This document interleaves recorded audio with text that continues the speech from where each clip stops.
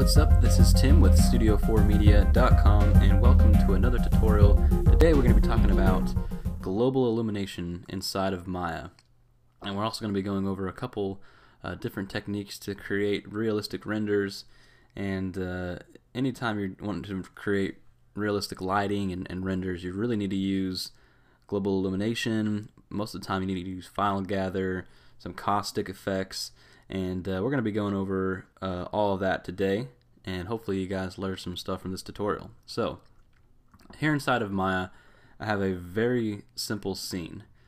I just have a plane, a NURBS plane.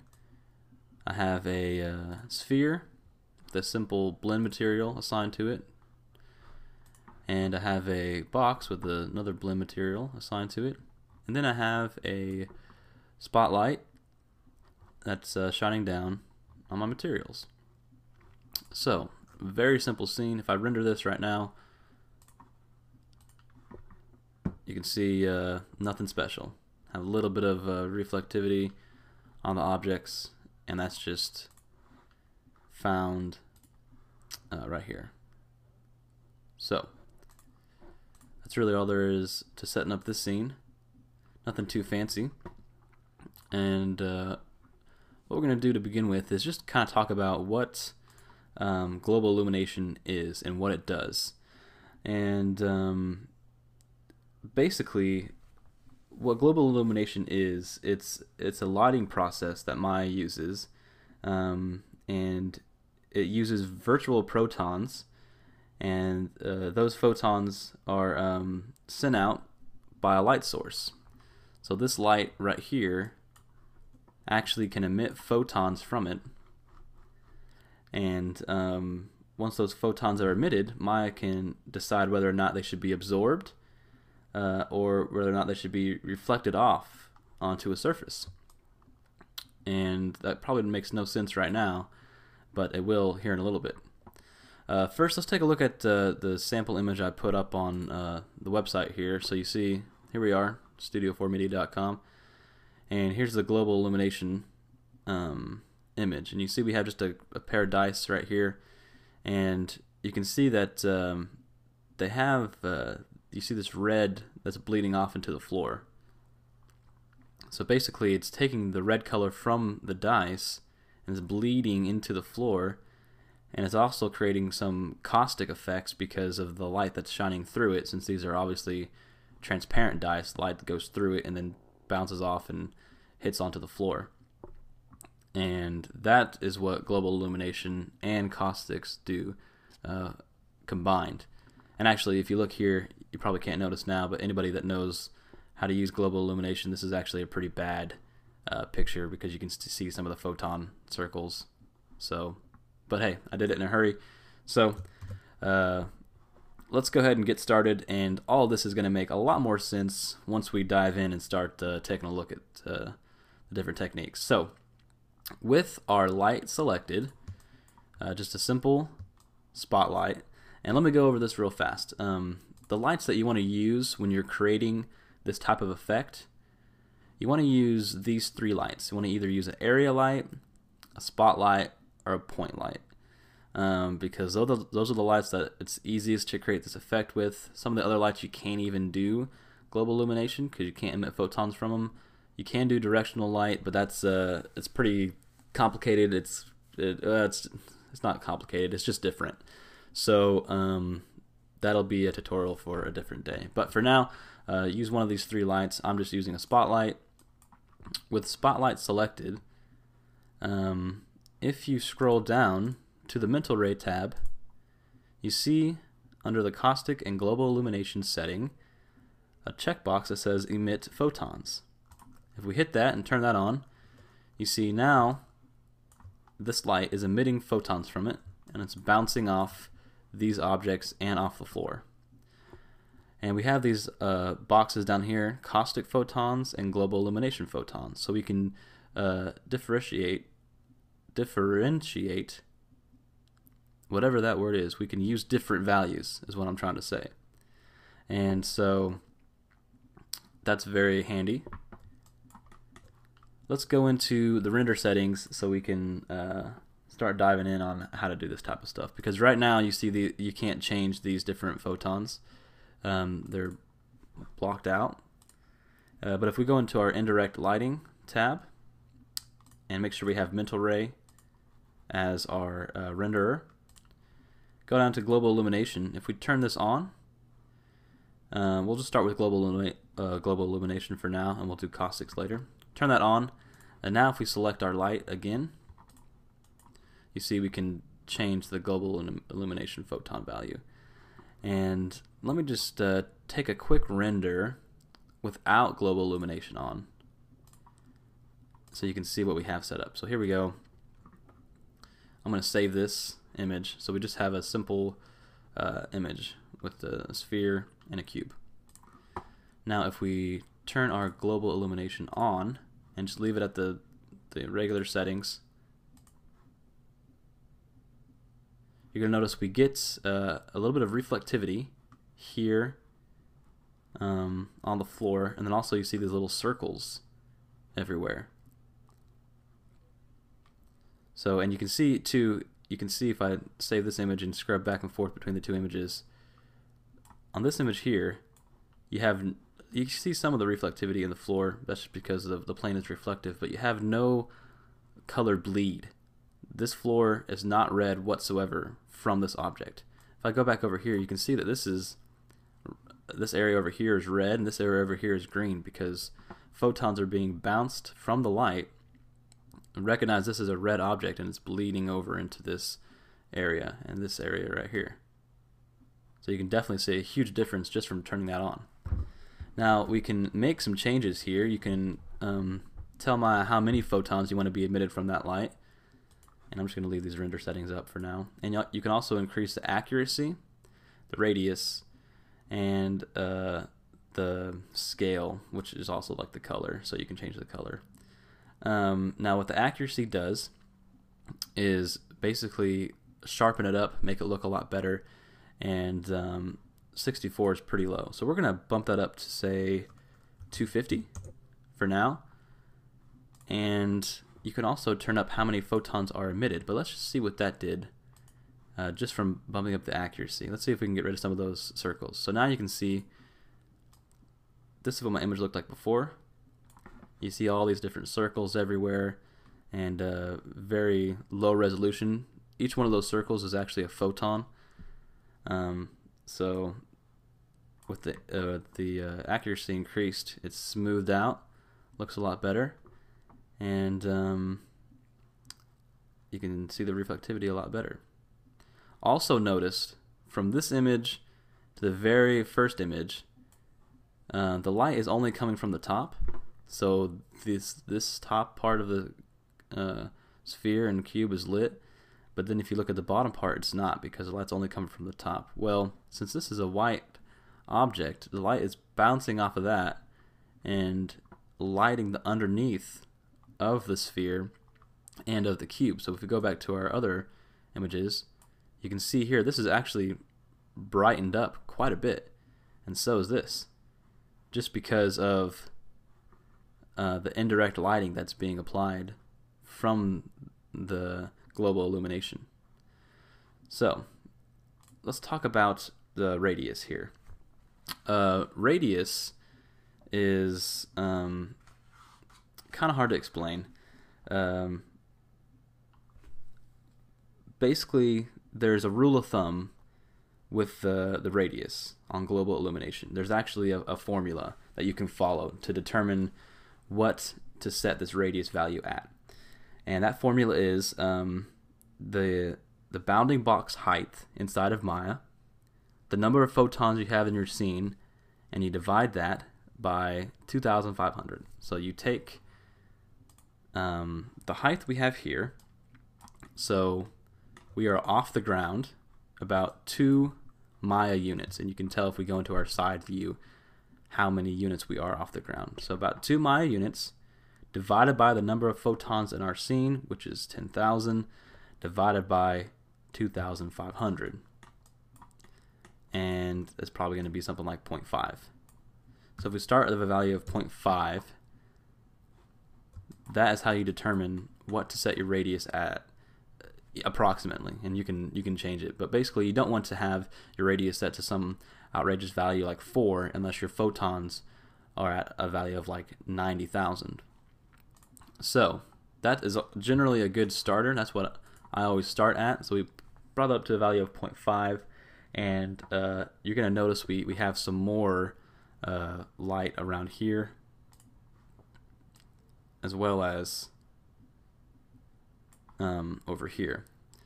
And since we have these circles, you can go ahead and bump up your accuracy again, maybe a value of 5, or let's say 400. Render that out, and that cleans it up quite a bit. So there is the basics of what global illumination is, and I know we covered it pretty fast, but we're going to go over it a couple more times with different examples. So this is just a really basic scene, kind of understanding how to emit photons from a light, what that does, and how that affects your scene. So you can really see the difference from when we first started out to making a couple simple changes. And it really makes your scene look a lot more realistic, because this is the type of effects that are happening in the real world without you even knowing about it. Because that's just what happens. Color either gets reflected or absorbed by the light that's being emitted onto it. So let's go ahead and move on. I'll just create a new scene. Don't save. And I'm going to basically recreate that scene I just had. And we're going to talk about caustics this time. So let's create a light. And we'll just do a spotlight again. It's fine.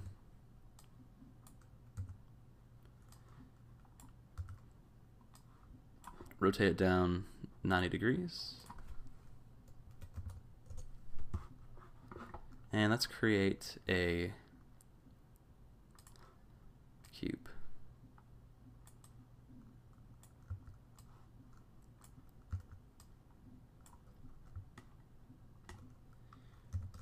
Make sure our cube is up off the ground so we can see what effect this is having. And I'm just going to turn up the cone angle on our light here and feather it out a little bit.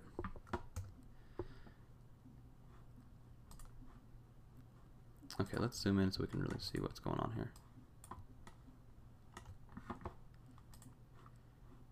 Alright, so we have our cube here.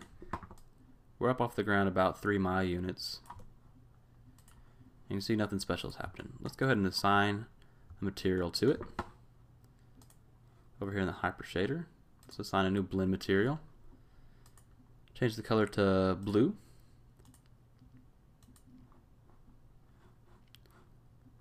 And we'll assign it to this. And let's just turn the transparency up for the fun of it. This stuff, I don't know, you can do whatever you want with this. I'm just messing around here. Alright, so we have a blue box and nothing's happening. Let's take our light, and we're going to be doing almost the same process. We're going to emit photons from it, and this time we're going to, under the mental ray renderer, indirect lighting tab, we're going to turn on our caustics. And now we can select our light and talk about how many photons are coming out in the caustics menu. But what did that do just by itself? So just turning that on, what did that do? Let's take a look. You're going to notice when you start messing around with these values, you're going to be getting a lot faster, or I'm sorry, a lot slower render time. So yeah, just keep that in mind. The more you start messing with these values, and you increase the photon amount, you increase the accuracy and the radius and that type of stuff, you're going to get a lot higher render times. So you can see there, just by increasing, or just by the stock Caustics, when we just turn that on, the stock effect is just showing some light going through our object. And you can also see over here a little bit of a blue tint that's being applied to the floor. So this is really, really handy for scenes that you know that light's going to be shining through, like a glass or a diamond, some type of material that you know light's going to be shining through it, and it's going to be reflecting that light, and it's going to be making weird looking things on the environment around it. But let's keep talking about this Caustics here. I'm going to save this image. You also notice it affected the box a little bit. The box is actually getting, the light's bouncing around inside the box as well before it escapes. So it makes the box look a lot better. The different shades of blue in the box is what it changed. Let's look at the photon color. You can actually change this color to something that will match your scene a little bit better. So if we did like a lighter blue, and you can actually change the scale here, and that's going to change the color as well, and we'll make that a darker blue. And just from changing that, you noticed in our other scene our caustic emission was white. And this is going to change it to more of the color that's going to match our scene, so a bluer color there. Now our caustic is not very bright, and you can change this a couple of ways. One of the ways is to just increase the photon intensity. So let's take it from 8,000 to, let's say, 15,000. Make it a big difference so we can see what that's going to affect.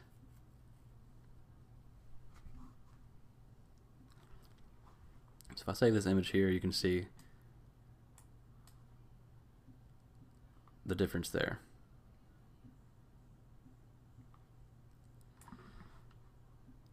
Also, let's increase our accuracy to a value of 250, and this accuracy acts the same as the accuracy inside of global illumination. You can see these are almost the exact same type of effects. The settings are almost the exact same. And let's increase the radius to a value of 0.5.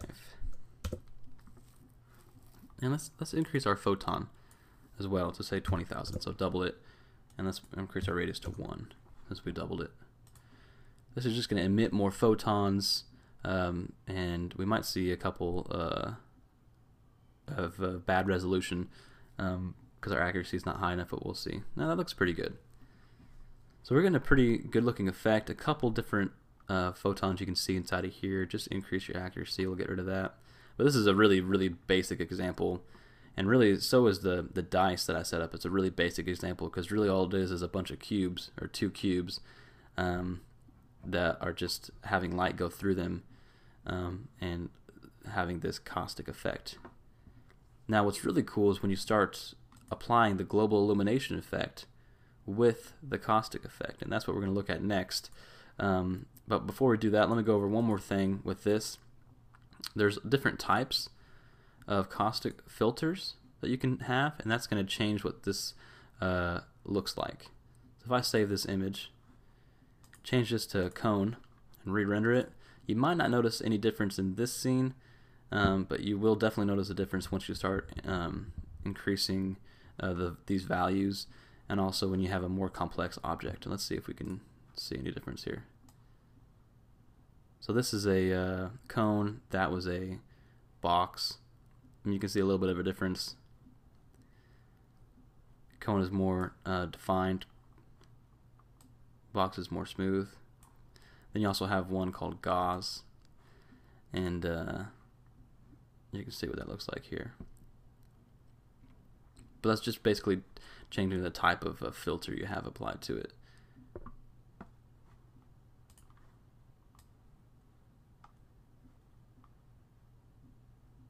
So you can see the difference there. Anyway, that is Caustics. Now let's use all these different effects together and see if we can't make a cool looking scene. Okay, so here I have something called a Cornell box. And what this is it's just a light box basically that you can use to experiment with different values of realistic lighting. And this was, I believe it gets its name from like Cornell University, because that's who the people that came up with this idea.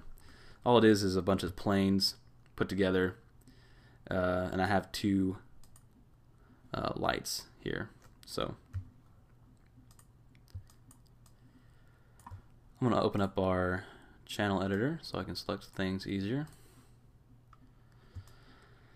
So I have 2 point lights, one on the right, one on the left, and I have, believe it or not, 2 objects inside of here.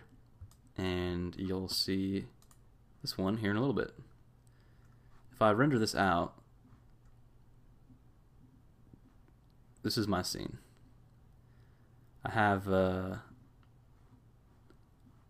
spiky ball, it's kind of transparent, and I have this blue looking thing, and nothing's really happening. I have a green wall, and I have a red wall and a green wall, and no light is being emitted from inside of this transparent object, and we have no shadows. Really nothing too interesting is happening.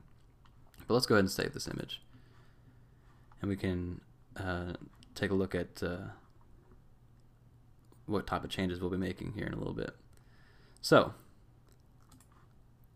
we have these 2 objects, and let's go ahead and start making some changes here. So I'm going to select one of my light bulbs, and obviously, to get started we have to emit photons, and inside of our render editor here, under the indirect lighting, let's go ahead and turn on global illumination and caustics, and let's also turn on final gather. And if you don't know what final gather is or what it does, well, that's also a tutorial for another time. We'll talk about final gather. I might have a tutorial coming up just on final gather. It's a really cool effect, and it really makes your renders look a lot better. So let's get started. We have the global illumination turned on, caustics turned on, and now if we select either one of our lights, we can change the number of photons we have. Let's just render it out and see what we get just by the default settings. And you're going to notice here our render time is increased quite a bit just from the default settings.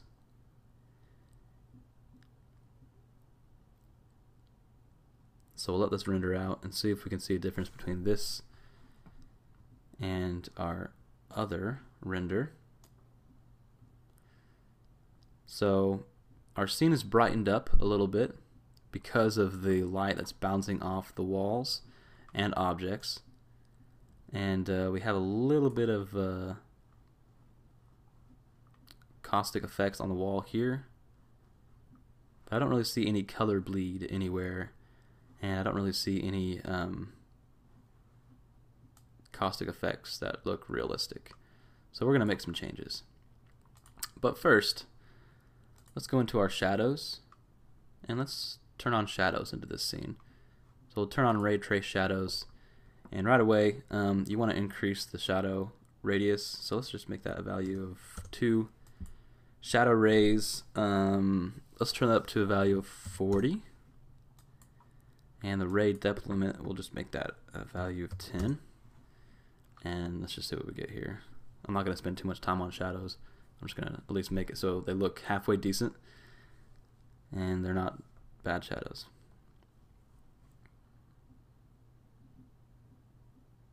Okay, this is looking pretty good.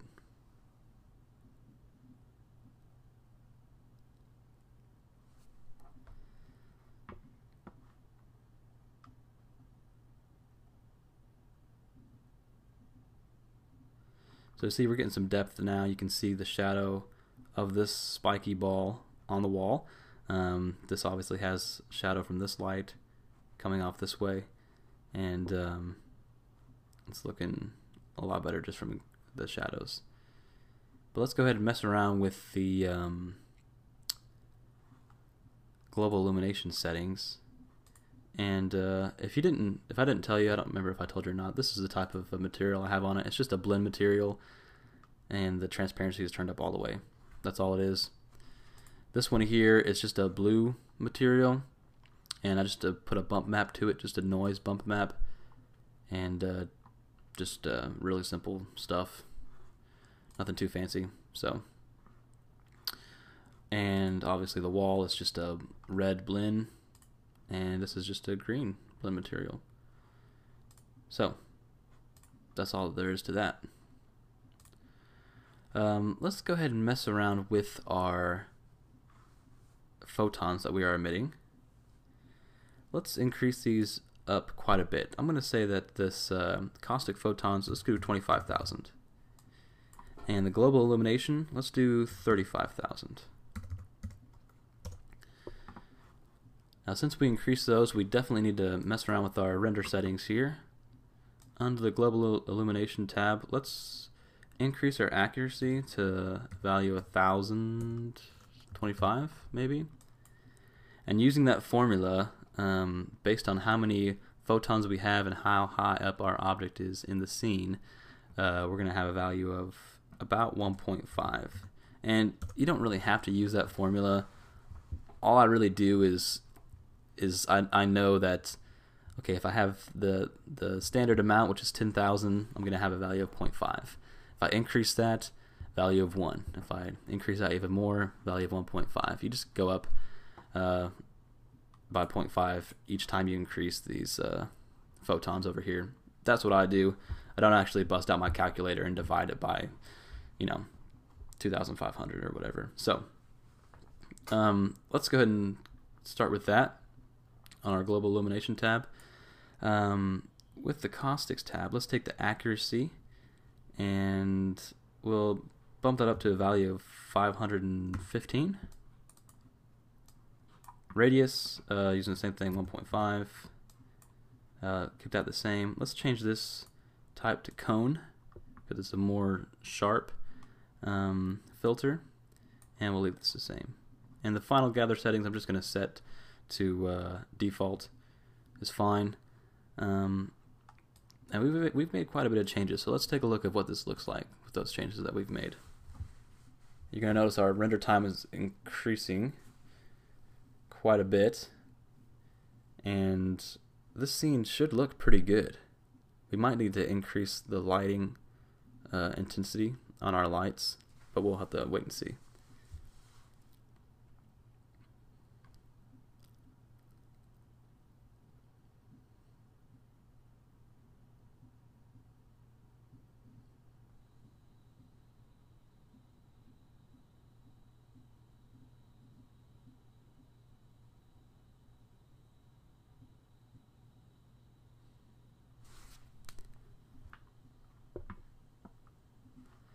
Okay, so we notice here we're definitely getting some color bleed inside this transparent object. You can see we have the green from this wall that's being bounced off. We have this red, and so you definitely see a difference there. But let's go ahead and keep tweaking these values just a little bit more. Let's increase our light. Well let's yeah, we can increase our light maybe to a value of 1.5. Let's just see how. Let's do 1.3 on each light, and let's make sure that's not too bright. And we'll notice right away if when we render it out if it's too bright or not. And we might increase our photon intensity as well. And you know what I just realized? I don't think we increased the value on our second light. We only did it on one light. And you definitely want to make sure you do that on both lights. So let's take a look here. This light has the values on it. This one does not. So it's not emitting any photons whatsoever. That would be a big deal. I think we had 25,000 and 35,000. Is that right? Yeah, that would definitely make a big difference. Let's see what this looks like now. And this scene might be a little bit too bright because we just increased the intensity of our lights, but we'll see.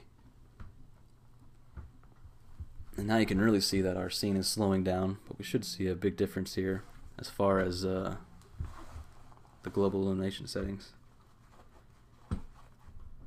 And we should start seeing some caustic effects coming from this guy right here.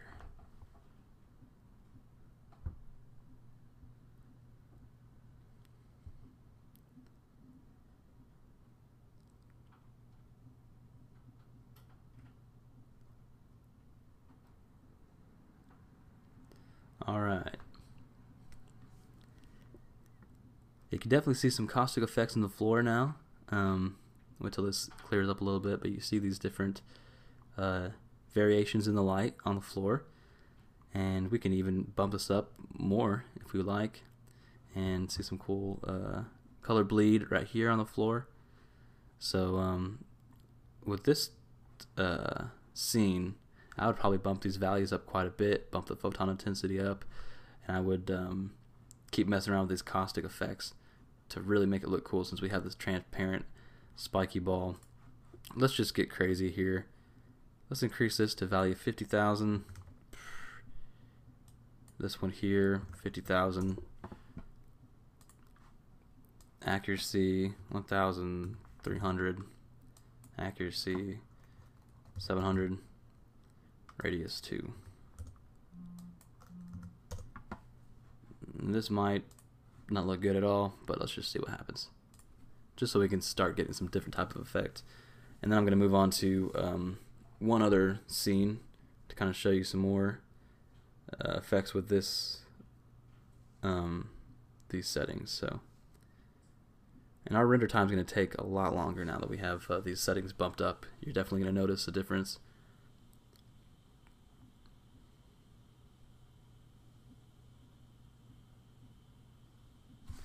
So I can already see definitely some color bleed in the floor here from our wall.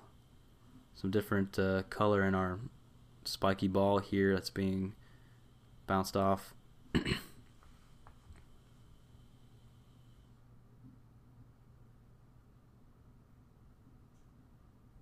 So this definitely looks a lot better. And if we take a look at our original image, it's kind of hard to see the changes you make if you just keep making them small changes here, small changes there. But if you look at the original image, you're like, oh wow, that definitely looks a lot different and a lot better. So we'll take a look at the original image here once we get this one rendered out. And this doesn't look too bad. Let's save this image, take a look at. So here's the image now. That was the original image. So there's no depth whatsoever.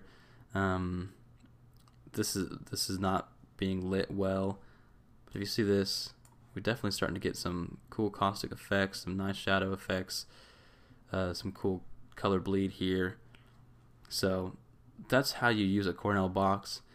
Pretty simple stuff, but you can definitely see where using these type of effects is going to enhance your render quality and definitely make your renders look a lot better. So let's go on, and I'm going to show you one more example, and I'm just going to show you the final render so you can see what you can do with these types of effects. So, okay, here is another example of a Cornell box. We just have a light from the top here that's shining down, and it's being reflected onto this wall right here, and you can definitely see the caustic effects and the global illumination settings that are being applied in this image, now that you guys know what to look for. But I wanted to just show you this so you can see, you know, kind of a realistic way you could use these type of effects, because these walls aren't you know, a bright color. They're not transmitting any colors onto the object. It's just this object transmitting colors onto the wall. And imagine if this was animated and it was like doing circles, and you could see these caustic effects all over the place. So definitely be pretty cool. So that's how you use global illumination and caustic effects to create these, you know, more realistic lighting situations, and definitely makes your renders look more realistic. So hopefully you guys learned something from this tutorial. As always, thank you for watching, and take a look at all of the tutorials we have at studio4media.com.